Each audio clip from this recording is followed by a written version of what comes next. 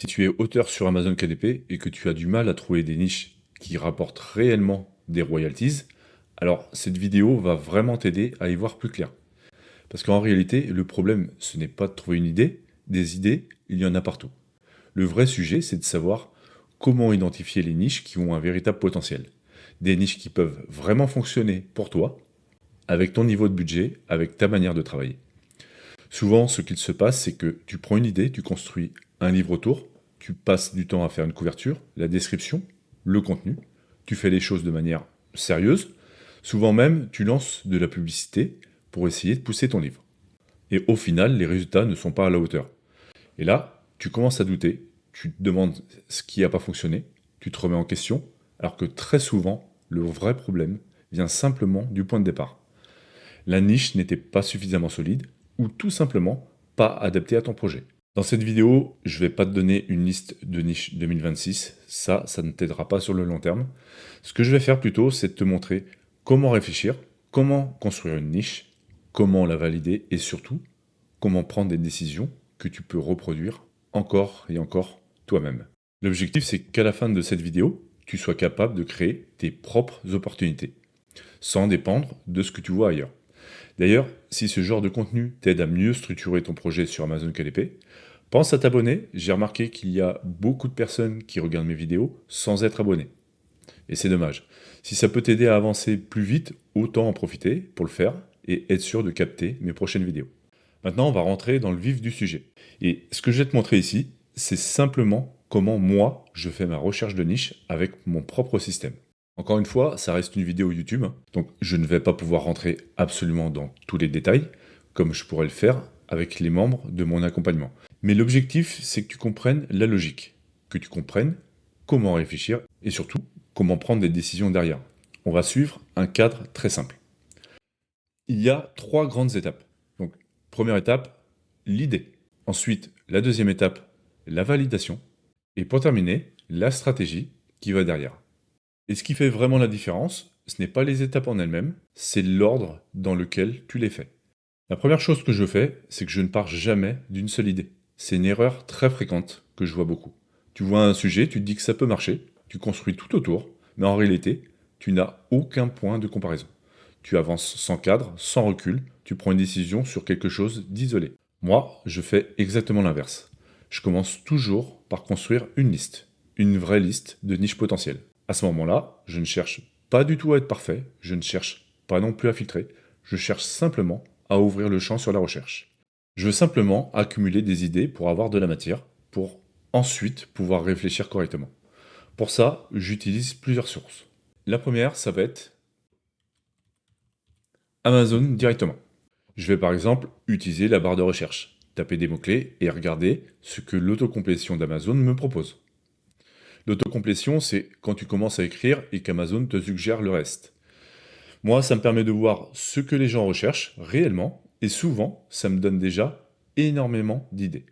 Ensuite, toujours sur Amazon, je vais aller plus loin, je vais aller voir le top 100 des ventes sur Amazon. Ça me permet de voir ce qui fonctionne en ce moment, les grosses tendances actuelles. Savoir quels sont les types de livres qui performent en ce moment. Je vais aussi faire une recherche beaucoup plus approfondie dans les catégories.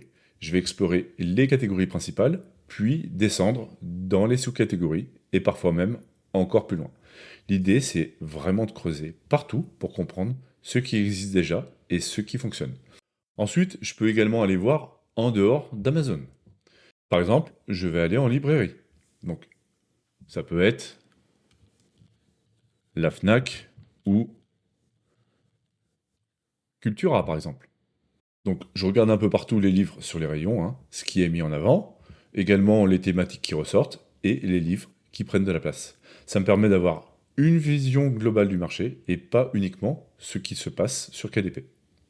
Ensuite, je peux regarder également les réseaux. Par exemple, ici, je vais me rendre sur TikTok ou YouTube. Sur ces réseaux, si je détecte une tendance qui commence à émerger, quelque chose qui revient souvent, je ne vais bien sûr pas foncer directement, je vais l'inclure à ma liste d'idées pour l'instant. Je peux également regarder les marchés internationaux, et notamment le marché américain. Le marché US est souvent en avance, donc ça me permet d'anticiper certaines tendances, de voir des angles différents et de détecter des opportunités beaucoup plus tôt. Je vais également m'intéresser aux problèmes de la vie réelle. Donc, problèmes de vie. Donc là, avec les amis, les collègues de travail, avec l'actualité, avec l'intelligence artificielle également. L'idée, c'est de se poser les bonnes questions. Qu'est-ce que les gens vivent aujourd'hui? Qu'est-ce qui les bloque? Qu'est-ce qu'ils cherchent à résoudre? Ça peut être lié à l'argent, ça peut être lié à la santé, aux relations, à l'organisation ou au stress. Et c'est très souvent là que tu trouves les meilleures opportunités. Et enfin, je peux également utiliser des outils comme Helium 10 ou Bookbeam. Je ne les utilise pas uniquement pour les volumes de recherche. Dans ce cas présent, je m'en sers pour détecter des nouvelles idées. Quand je lance par exemple une recherche spécifique pour un livre, ça me donne une liste de mots-clés. Et très souvent dans cette niche, je vais découvrir de nouvelles niches auxquelles j'aurais jamais pensé. À ce stade-là, je me fie pas encore aux données, hein. Je me fie simplement aux idées. Donc les données, je les analyserai après. Là, mon objectif, c'est simplement d'élargir au maximum mon champ de réflexion. Donc là, à ce moment-là, c'est simple. J'ouvre mon outil intégré à mon système et je note mes idées dans le labo des niches. Donc j'ouvre mon outil intégré à mon système et je viens répertorier toutes mes idées dans une bibliothèque. Encore une fois, à ce moment-là, je ne cherche pas à être parfait. Je ne cherche pas à filtrer, je cherche simplement à ouvrir le champ. Parce que tant que tu n'as pas plusieurs options, tu ne peux pas prendre de décision intelligente. Une fois que j'ai fait cette liste, je ne me lance toujours pas. Et c'est là que la différence se fait. Je passe à la validation. Là, je sors complètement de l'intuition pour entrer dans la logique. Je prends chaque idée de livre et je vais rentrer plusieurs données dans mon outil. La première donnée, la plus importante, ça va être le BSR. Je te le rappelle, le BSR, c'est le classement des ventes de livres sur Amazon. C'est ce qui te permet de voir si ça vend réellement.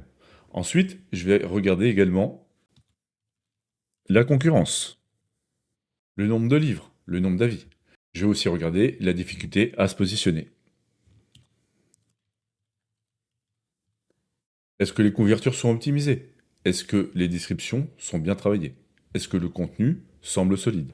Parce que la niche peut vendre, mais être difficile à attaquer. Et je vais également regarder le volume de recherche en complément. Volume de recherche. Ensuite, qu'est-ce que je peux regarder aussi? Je peux regarder ma rentabilité, donc mes marges. Et pour terminer, très important également, dans mon outil, je vais cocher dans la case budget mes capacités d'investissement publicitaire pour ce livre, pour éliminer les niches qui ne sont pas appropriées. Donc, budget pub pour ce livre. Et ensuite, alors là, je vais pas avoir la place, je vais le remonter un peu. Voilà. Je vais relever les données propres des livres qui se pratiquent dans cette niche-là. Donc, le prix, la taille, le type de papier et le nombre de pages. Et le véritable game changer ici, c'est que je vais aussi récupérer automatiquement des données cruciales pour la suite, comme par exemple les royalties nettes calculées selon la TVA, mais aussi les données publicitaires comme mon ACoS cible de rentabilité et mon CPC max. Le CPC max, c'est simplement le prix maximum que je vais pouvoir payer pour un clic d'enchère. Donc concrètement, je sais exactement combien je peux payer pour acquérir un client et si c'est rentable ou non. Là, je vais le marquer. Donc, royalties, donc à 5,5 ou 20% de TVA, à cost cible de mon livre et CPC max. Et surtout, à la fin, mon outil va faire quelque chose de très important. Il va me donner une note. Si la note est rouge, si elle n'est pas dans la moyenne, je passe à autre chose. Si au contraire la note est verte et au-dessus de la moyenne, je valide. Et à ce moment-là, je vais sauvegarder cette niche et l'ajouter à une liste de niches validées dans mon outil. Ici, répertorié avec le labo. Ça va me permettre tout simplement de pouvoir y accéder plus tard. Et là, encore une fois, comme pour les idées, je ne m'arrête pas à une seule niche. Je vais en valider plusieurs, parce que je veux garder du choix et pouvoir décider ensuite laquelle est la plus pertinente pour moi. C'est exactement comme ça que je procède pour faire mes recherches de niche. Et ensuite, je passe à la stratégie principale. Et c'est une étape que beaucoup de personnes négligent. Une niche, ce n'est pas un sujet, c'est un marché. Et derrière ce marché, il y a une personne. Donc tu dois descendre d'un niveau. Tu dois comprendre qui est véritablement ton lecteur. Quelle est sa situation, son problème, son objectif, son intention, et ce qui va déclencher l'achat. Parce que ton livre doit être une réponse. Donc ici, sa situation. On va le noter. Son problème, son intention. Ici, on peut mettre également la promesse. Et quelque chose de très important également, l'angle de positionnement pour ton offre. Donc, il te faut une réponse claire à un problème identifié. Et encore une fois, moi, je ne fais pas ça au hasard. Je vais utiliser un outil intégré au système pour élaborer tout ça. Je vais donc construire une fiche complète de mon avatar lecteur avec toutes ses problématiques, ses attentes, ses freins, ses déclencheurs. Et donc, comme tu peux le remarquer, rien n'est laissé au hasard. Tout est cadré, tout est structuré, tout est fait pour me simplifier la vie et rendre efficace le processus de construction de mon offre. Je ne perds pas de temps à faire une recherche hasardeuse. Donc si tu dois retenir une chose de cette vidéo, c'est que ce n'est pas une niche secrète à faire en 2026 qui va te sauver la vie et te rendre plus riche. Ce n'est pas non plus une liste de niches complète qui ne sera certainement pas adaptée à toi et qui va être copiée par tout le monde. Ce que tu dois retenir, c'est le système. Tu cherches tes idées, tu construis une liste, tu valides avec une logique, tu identifies ton lecteur, tu construis ton positionnement, et seulement après, tu pourras passer à l'action. Et toujours là, ça se fait en appui avec des outils, avec un système. Parce qu'une niche rentable ne se trouve pas, une niche rentable, ça se construit. Et plus tu maîtrises ce raisonnement, et plus tu deviens autonome. Tu ne dépendras plus des autres, tu ne doutes plus à chaque projet, et tu sais enfin ce que tu fais. Maintenant, j'ai une question pour toi. À ton niveau actuel, qu'est-ce qui te bloque le plus? Est-ce que c'est trouver des niches? Est-ce que c'est valider une niche? Ou est-ce que c'est prendre une décision? Dis-le moi en commentaire, j'aimerais vraiment savoir. Et si tu veux aller plus loin et structurer tout ça avec un vrai cadre, tu peux rejoindre mon système dès maintenant. Pour t'expliquer tout ça, je t'ai préparé un atelier privé. Le lien, il est dans la description. On se retrouve à très vite pour la prochaine vidéo. C'était Sylvain de l'école KDP. Ciao.